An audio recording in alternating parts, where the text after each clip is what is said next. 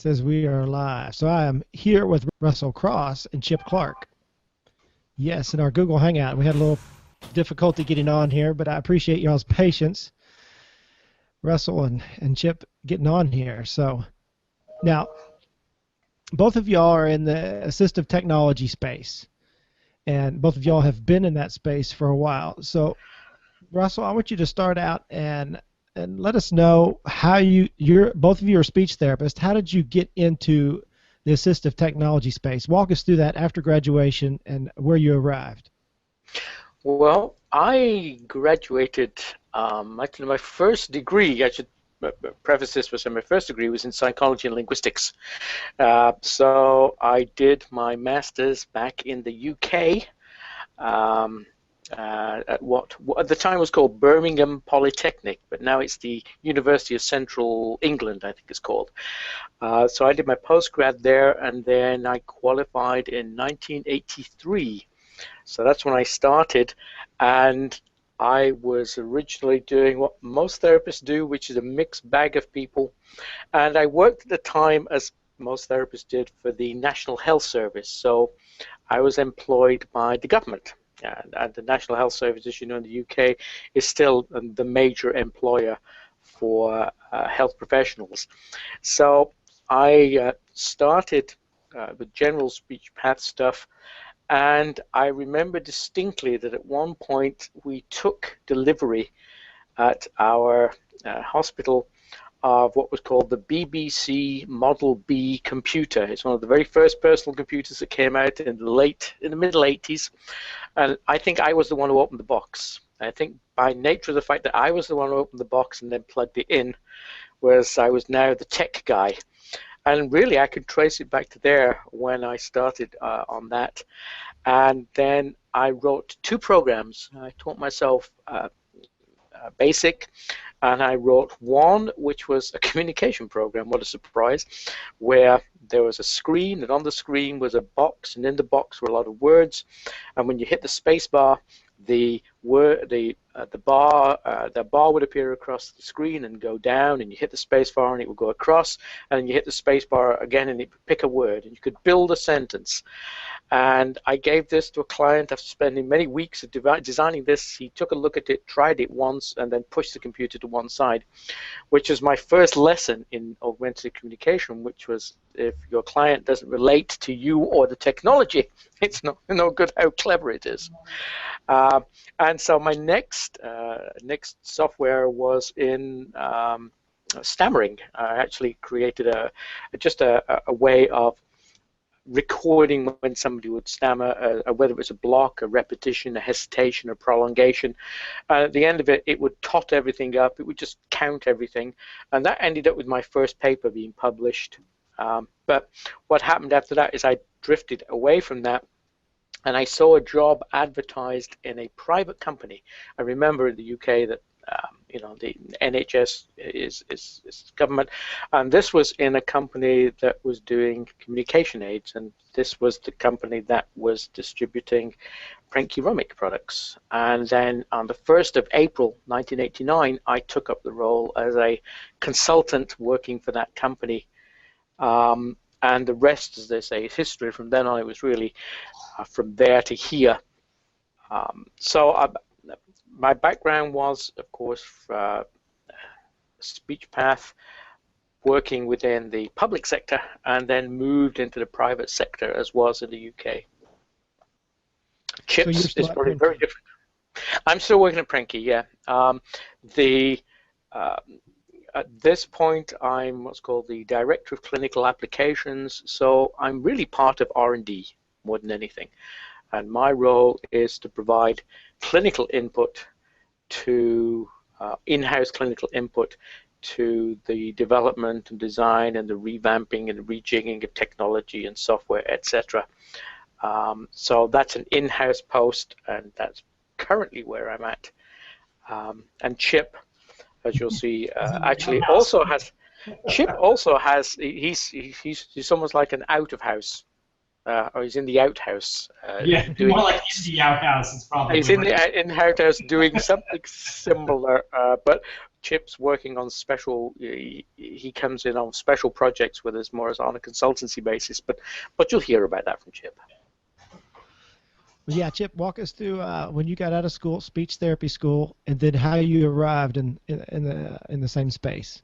Well, it's funny because it actually didn't start afterwards. It started during, and I can actually trace it back to about my sophomore year of undergrad. I was running the speech science lab and cleaning out one of the closets one day, and what do I pull out but PRC's, one of their first devices, and Russell, correct me wrong if this isn't the case, but it was an Express One, and that someone had tucked up in there in an old wood case, and or some sort of blown plastic that they were using at that time, molded. And I worked my rear off and got it running again, and began my foray somewhere around 1980, I guess that would have been 88, and starting to do some AAC stuff and started building an interest right off the bat. Probably by the time I was into my senior year, I was doing quite a bit with AAC clients and my placements and things like that, but was also double majoring in computer science. At the same time, so I kind of knew the direction I wanted to go. I wanted to be in tech some way, somehow. And a very kind department chair on the speech path side after my 5th year and potentially going on further to finish the second major said, you need to move on. And I got onto a AAC training grant out in Indiana, one of the Department of Ed grants from the early 90s. These were the first round, I think. And began my schooling out there for my master's on a AAC grant. And so my courses, my hours, my placements, my entire focus was really around AAC.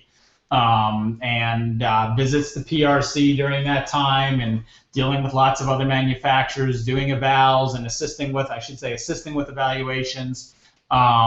Worked in the school system and helped develop their AT program. So by the time I came out, I was actually pretty involved in lots of different aspects of what were going on in the AAC-AT side of things. Got out, had my first job placement at adult.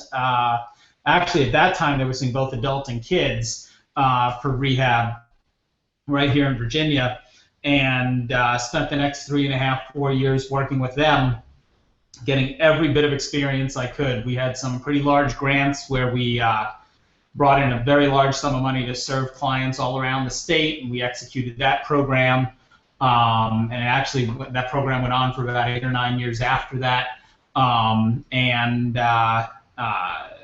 began to, kind of get some movement under my feet, and decided to go into private practice, actually. And an OTPT and myself, we branched off, started our own practice, and after a little run being semi-successful ourselves, got bought out. That didn't work out very well, and so when I retooled the business, it was retooled as an equipment company.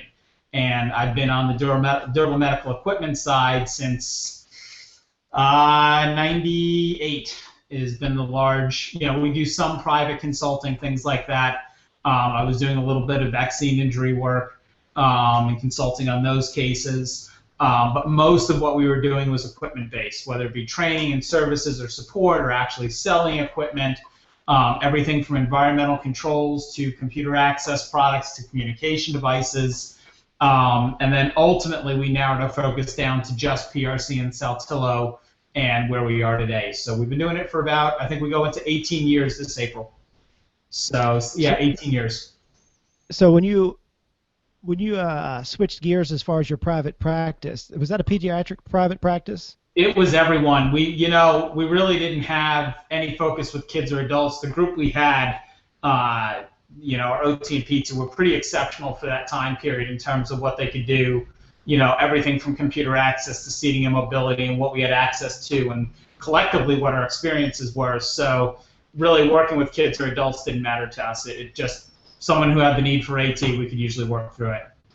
So did that practice initially start out as AT, or was it more one-on-one treatment and therapy? It was a therapy practice for OTPT speech with an entire AT focus right off the bat. Okay. So kind of brave to do at that stage. They really didn't exist at that point. They've kind of evolved very rapidly after that. And the company that acquired us, they wanted that AT focus, that seating focus as part of their clinics, but that company had a lot of other issues. So you still, that is your primary job now, is that business? Is the equipment business. Yes. Now, so, explain to. Go ahead. No, and I was going to say, as far as the equipment business today, ATW serves Virginia, West Virginia, Washington, D.C., North Carolina, South Carolina, and Tennessee. So we've got representatives in all those states, and providing support services for PRC and or Saltillo products. And then I do consulting back to Cranky Roman Company on some product development, specifically with eye tracking. So our Echo Point product and now our current new eye product are projects that I've kind of led through the company as a, I don't know what you want to, as a consultant really, and getting those implemented into the field, into the hands of the network, including everything from training to working with the manufacturers on the specific design of the product. So and today I'm still doing the same thing. Very good. And if you're watching or listening to us and a lot of those names just flew by you real fast, don't worry, because you can go over to my website at startedtherapypractice.com, or here at the video, if you're watching the video on YouTube, I'll put the links to all of the stuff that we're discussing, so you can find out how to get more information. Now, y'all, that's the Southern coming out in me. Y'all have a website called speechdudes.wordpress.com, and so explain to us your relationship with each other and how that website came to be. Shall I do that one, Chip? I'm still here. Scott, you still there? Yeah, we can hear you. I'll take on that one. Please. As guys who are working most of the time in AT and AAC, our focus is quite intense. We spend all our time looking at a very narrow field within speech pathology. But we are still at heart speech pathologists and are interested in all areas of speech pathology. So it's not where we practice, but it's the field that we're in and the field we want to be part of. So in a sense, what the Speech Dudes website allows us to do is to interact and to comment and to observe on, most of the time, the things within the profession or things related to the profession that are often not necessarily the things we work at. It's more playtime than work time. But I think what's important about that is that what we're also sort of doing in a sort of very subtle way, or maybe not so subtle sometimes, is that the notion of the speech dudes that we have is to just market, in a sense, what speech pathology is all about, and to market what's interesting in there. And it's sort of above and beyond what we do for our daily bread, but it's a much wider thing, and it allows us to talk about and to get involved with, as you can see there on the screen here, we have a quinoa salad and literacy. But the point of that post was really to talk about the way in which the literacy and sounds work together, and how what you read and what you say and how you say it can vary. And on the one hand, you say that's got nothing to do with AAC and what we do, but I think it has a lot to do with what Chip and I want to do as in terms of sort of like a brand image, which is that we are guys working in speech pathology who are interested in an awful lot of things, and not just AAC, but the whole profession. And Speech Dudes gives us an opportunity to link, I think, with the profession as a whole, and that's something I think that most people can bear in mind, because if you have a business and if you have a practice, you can become very focused on what you do as a speciality. But having something like a blog or a website or a Twitter account or any of these social media things, I think is a good way of not only keeping yourself updated with the rest of your field, but also gives you a chance to interact with people at a totally different level. So we can go to ASHA, for example, and we have a whole bunch of people that we know out there who we interact with regularly through the blog site and through Twitter, and we can talk about anything, not just specifically what we do. And it gives some balance. To me, it certainly gives balance, because before I got specialized into AAC, what I really enjoyed was phonetics and phonology. I worked with a lot of kids who have phonological disorders, and that to me was fun, and also kids with language disorders, language delays, and there was an area that now I can stay current on and talk about with people, and a lot of that comes through our Speech Dudes blog site.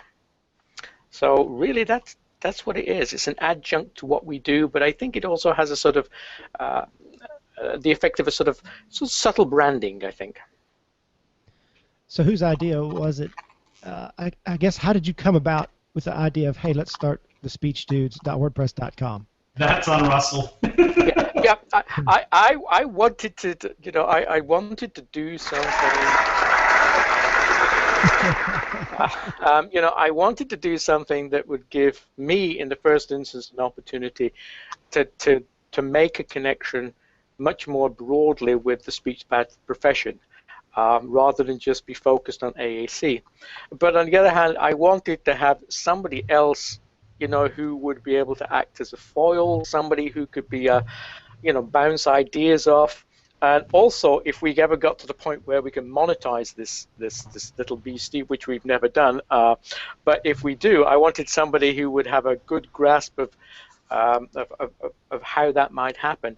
And quite frankly, I think Chip has a good grasp of business, in the sense of running a business and what that involves.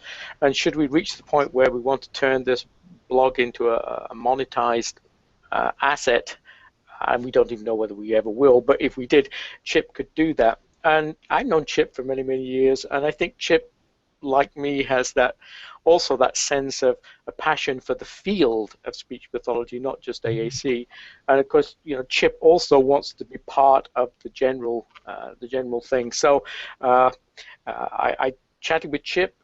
We decided that this might be a fun thing to do, and it's sort of rolled on from there. And here we are 3-4 years later.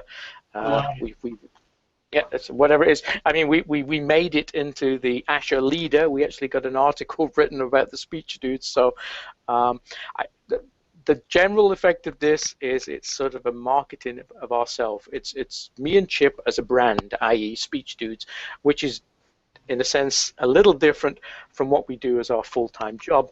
But people do make that link now between the Speech Dudes and what we do. So it works a little bit both ways now. Now, you have monetized it somewhat in that you have some merchandise over there. I'm showing on the screen here.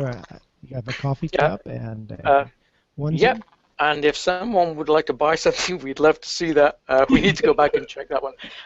But basically, this is, again, it's a very simple idea of doing this through, Cafe Press, where they build on demand, so people can do that. So people can use that feature if they want to go in and get Speech Dudes merchandise. But this is really, in a sense, it's not something that we went into looking to do that.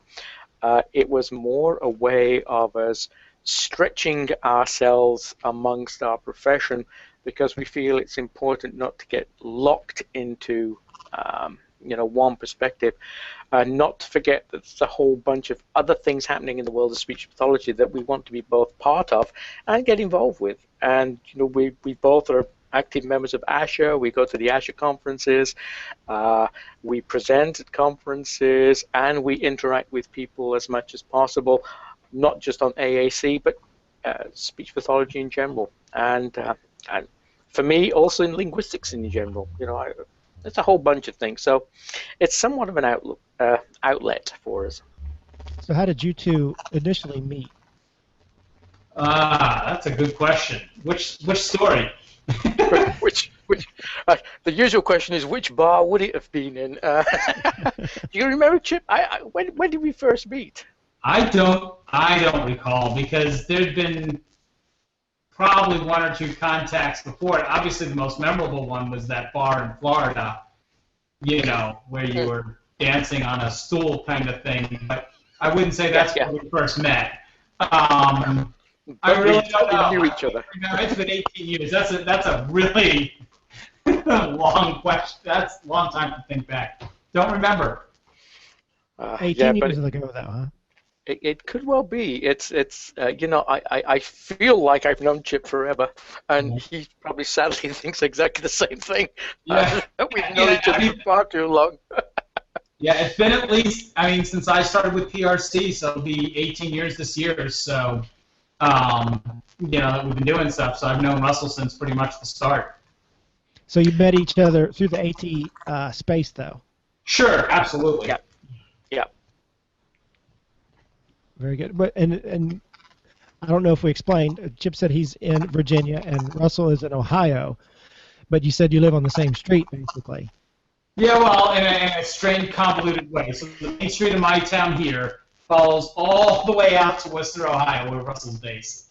So Route 250 is quite long. I think it travels a good chunk of the U.S.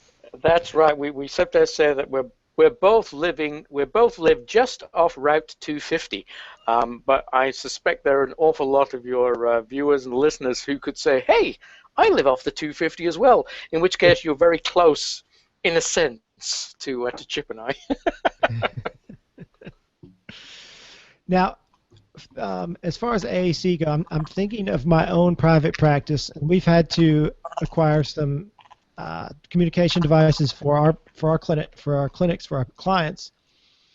In order to do that here in the state of Arkansas, most of our clients are Medicaid funded, and so at that point, Medicaid requires us to have a speech therapist, an occupational therapist, both do the evaluation for the communication device. And I'm sure different states have different rules. Can you kind of fill us in as far as if a private practice therapist wanted a communication device for one of their clients, what would be the best way to go about that? Russell, do you want me to take that one? Sure. So we'll keep swapping backwards and forwards. I got that very question today for a customer. What do I do? How do I get the out? I'll take Virginia. I think, Scott, what you said about the rules being a little bit different for each state is definitely true. Virginia, we don't require the OT to be part of that team. In many cases, with some of the center-based, the big evaluation centers, like a children's hospital or a Easter Seals facility or something like that, or a university hospital, they'll have multidisciplinary teams that are seeing the kids. But the requirement is that the report is done by the SLP for the AC eval. So typically when I get that call, the first thing I say is, hey, do you have a treating SLP? Yes, no. Have you been seen before? By. And then we go through some of the big facilities. So if we know those facilities are providing AC services, then we've got a place we can refer them back to. In general, I don't like to be in a situation where we're directing the evaluation. I don't like that at all, actually.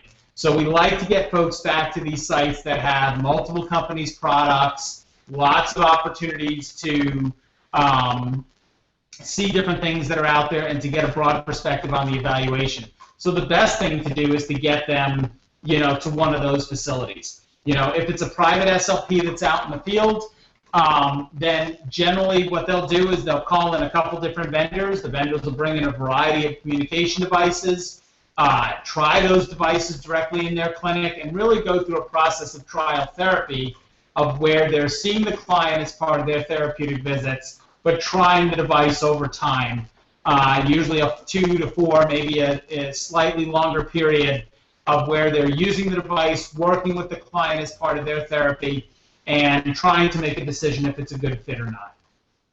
So we'll assist in that process, and then once the private therapist has made a decision, if they're seeing that patient, then provide them the necessary forms that they need to complete that. But the documentation requirements, those usually fairly complex speech-generating device reports, the obligation is no different for a private therapist as it is a therapist at one of those big centers. You still need to have those full diagnostic reports. You have to play by the rules of whoever's providing the funding. That's exactly it, and it can shift a little bit too depending on age. So, in some states the rules for a client over 21 is different than for a client under 21. It's different if you've got Medicare versus Medicaid. It's different if you're on a capped rental program versus a traditional single purchase program. So there's lots of different rules that apply that you have to be aware of right from the start.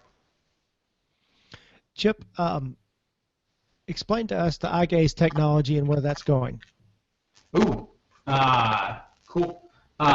Where has it been? It's been super expensive in big boxes and not always very predictable, to today where it's available on a couple different platforms that has gotten a little bit less expensive, although on the SGDs they're still costing around $16,000, but has gotten more accessible. And I think that's probably one of the biggest changes we've seen over the past, my 19 years of messing around with eye gaze, has been that it's gone from an access method of last resort to really becoming an access method of first choice. And that people can look to that complex text as their first option for working with a client and integrating it onto a speech-generating device. Where do I think it's going? There's a lot of questions. If you look over towards the UK side, there's a consumerization of AT technologies that's happening where things are becoming very low cost, very accessible, but it's a very, very different market over there. Over here, that's starting to happen a little bit, but the products aren't necessarily the same thing that's on the speech-generating devices. So I think we're still a ways off because our funding structures here are very different than they are in other places. So as long as we have that medical funding and we're building devices to the standards that need to be for durable medical equipment, they'll always have that kind of barrier of what you need to get through in terms of the paperwork and stuff to get them into the client's hands. So where do I think it's going to go? I think it's going to get smaller, faster, more adaptable, broader range of operating systems. It wouldn't shock me in time if we have an iOS eye tracking system. Android, I feel, is nipping on the heels. Windows has been getting better and better, in 6-month intervals. Every 6 months there's something slightly better about eye tracking that's out there. So it just depends on where you're looking. This, we're reading a lot about self-driving cars right now. Is that similar technology? I don't think so, no. No. Yeah, Okay. no, not at all. There's probably some tracking things that are going on and analysis of the video feeds that they're getting, but I think there's a lot more involved there than just tracking the eyes and IR-based image processing. Okay. If I could just add on a little bit there to what Chip was saying in relation to, there's a question of the technology. As Chip says, that's always changing, and typically it gets faster, smaller, cheaper. And in fact, if there's anything over the past 25 years of working in this business I can tell you, is that when you ask people what they want, it's faster, smaller, cheaper, and that's been there forever. But from a business perspective, and I'm trying to remember, a lot of you folks who are listening to this are either setting up a practice or running a practice.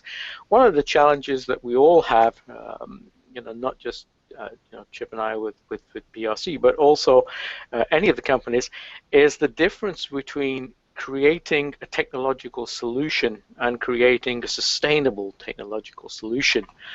I remember way back in the days where when technology was relatively new, people would, in a sense, cobble together some sort of system with wires and pulleys and levers and Velcro, and you could build a solution for somebody.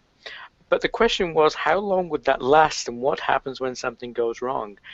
And it's eminently possible now to pop out to Best Buy, grab yourself a piece of technology, and provide a solution of sorts that may work for somebody. And if it works and it's cost you like less than $1,000, great, go for it. But the problem comes when people have needs above and beyond what that can do, and also want long-term support. And you'll notice this particularly, for example, in the app market, where there are possibly now on the market over 200 apps that are all claimed to be AAC apps for communication. But I would guess that over 80% of them have not changed since they were first introduced, and that, this level of support is send an email, and many of them are just moribund. They're sitting there, they've never been touched, never will be touched, and people are just getting some residual income from somebody who stumps up $5 now and again to try it out, and it doesn't work, but they can't get their money back or whatever. And because what's happened there is it's very, very easy to enter the market. It's easy to enter any market, in that technological sense. But to sustain your position in that market, you have to produce, long-term support, long-term service. You have to have a commitment towards improving things and changing things as they go, which means you have to be prepared to spend some money on doing that. You have to have capital to support that. And that also means you're going to have to give some money. Yeah, and you're going to have to, you charge people money for doing that. And, the question we often get asked is, well, why is your stuff more expensive when I can go out and get an Android tablet for $200? Well, yes, you can, but that's the measure of technology. And I think most people who are in business for the long term have to factor in fact, you have to factor in not just the cost of goods. You've got to cut the cost of service, the cost of marketing, the cost of supporting, and those are things that are typically hidden. People don't see those. But realistically, if you want to provide a solution to somebody and continue providing it for 40 years, which PRC has been doing, frankly, I've been in business for over 40 years, you have to build a business around it. So, Chip is absolutely right in that the technology is becoming smaller, faster, cheaper, and we want to see that happen. The challenge for us will always be, so how do we then use that and yet still maintain levels of support and service and commitment that can integrate that into do it and stay in business? I mean, that's a very simple question, but it's one that we face every single day. Well, I think you hit on something important there as far as the service and the support for what you're doing at PRC. And you know what I have an issue with I'm an occupational therapist, so what I have an issue with when my clients or the parents of my clients come to me and say, look, I've got a communication app for my child who has autism or CP, and they put it on their Apple or their iPad or their Android tablet, and then the difficulty I have is that the child, if they know anything about the technology, which doesn't take much, they're not spending any time in the communication app. They're going to play Angry Birds. And so they don't separate the technology. And I've treated clients who have a whole separate communication device that's not, a tablet-based, and that's what that device is for. And they've always had good communication with the person who sold them that device. They're on the phone with them if they needed to be. So the service and the support is that's where the increased cost is, and that's worth it. Well, and Scott, the other issue we just had recently was the customers, because part of my business also does what's called waiver services. So we do provide patient iPads that are configured for, an app and maybe a couple of accessories that we're added on. But customers got a low-grade iPad, loaded it up with Words for Life, added on not even an iPad, just a really straight, strong carrying case, and turned around and crushed it. And they're like, what do we do? Can't go back to your labor. That was it. You know, if we had an STD, there's warranties, there's some services and supports to help that. There's essential durability that can be prevented yet. So there's things that we do on the side of doing medical equipment that very different happens on consumer product. You know, there's a gut feeling in me that when Apple gets a busted iPad, you don't necessarily get your busted iPad back.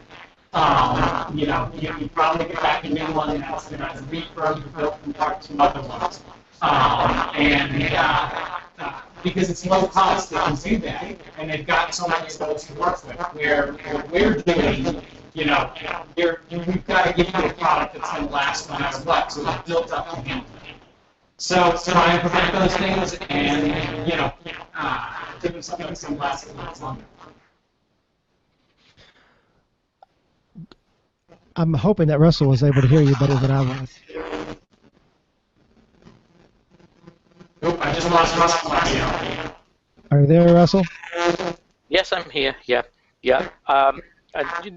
I picked up most of that. The connection is a little wobbly, probably at your end there, Chip, I think. But yes, it's again trying to bring this to a more generic level for people.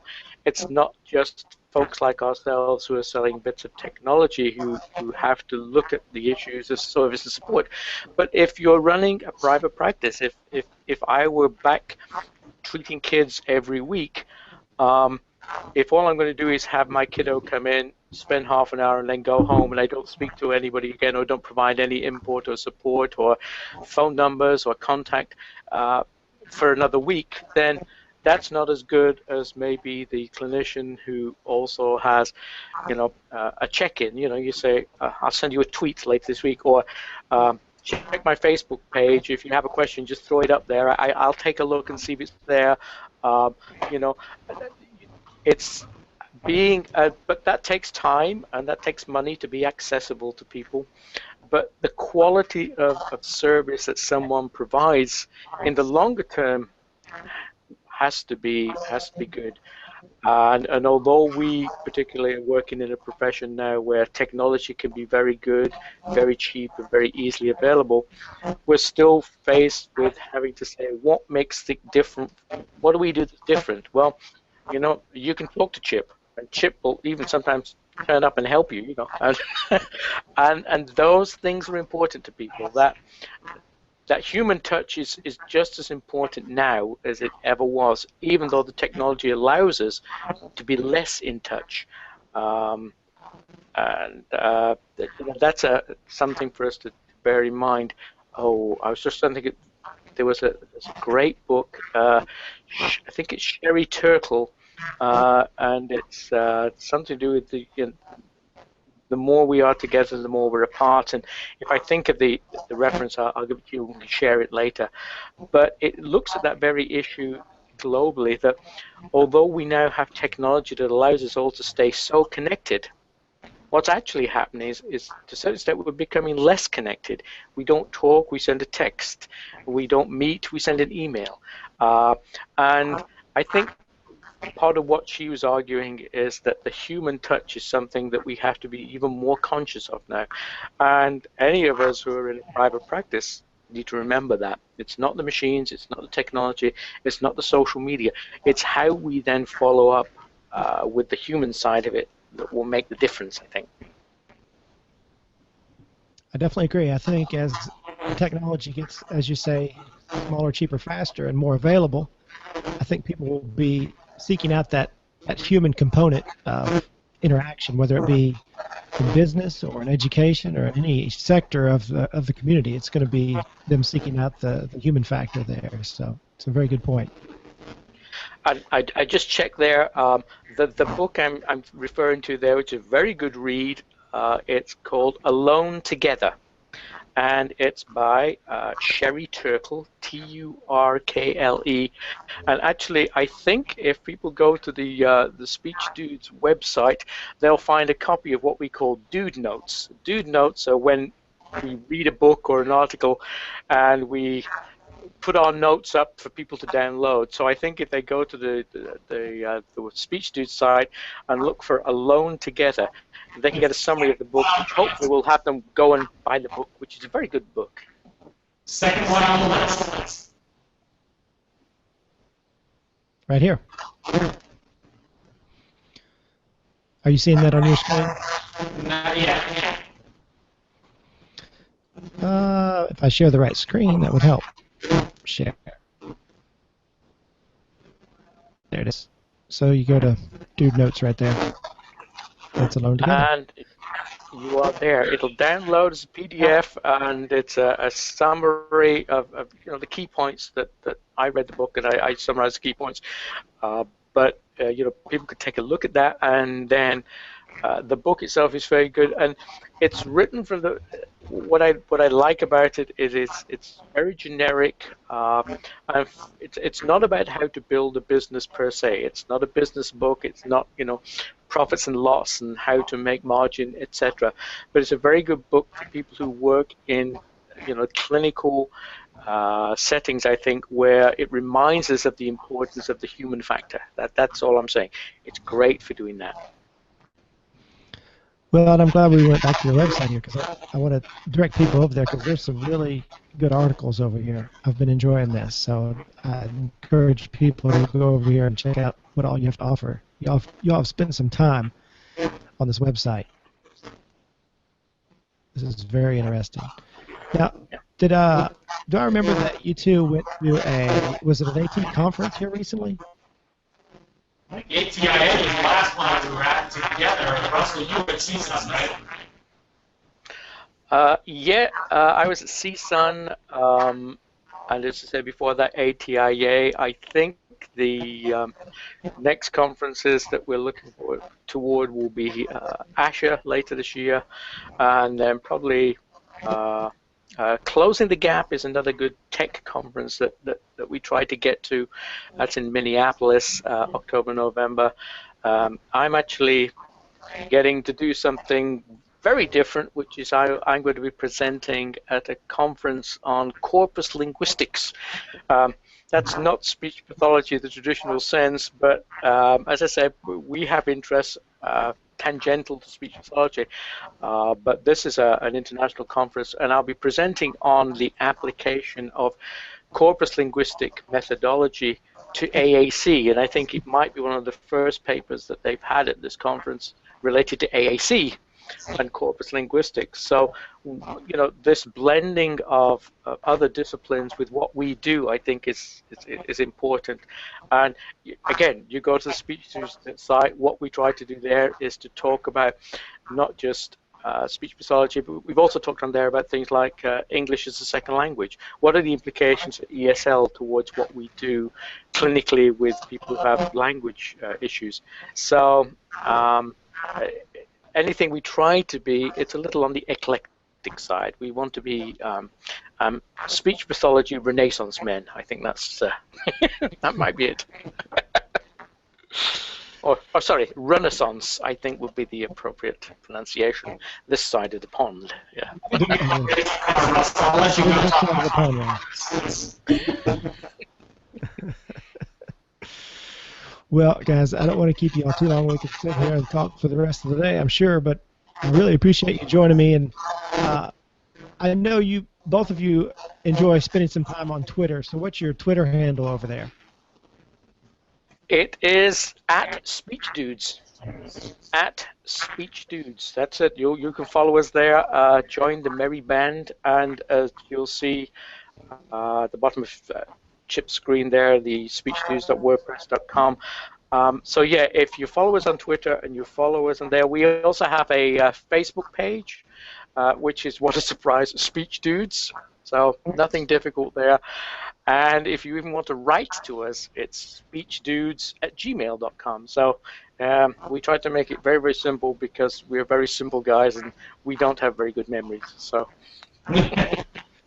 Well, good enough. I appreciate it again, guys, for joining me today, and I'll put links to all the stuff that we mentioned, and so be sure to check out the Speech Dudes. All right. Thanks, Chip. Thanks, Russell. Thanks a lot, and it's been great to talk to you. And this was very pleasant and very painless and great. We again, we recommend to people that they continue to listen to your podcasts, and because there's a lot of information out there, and we say listen to the podcasts. Thank you. Thank you.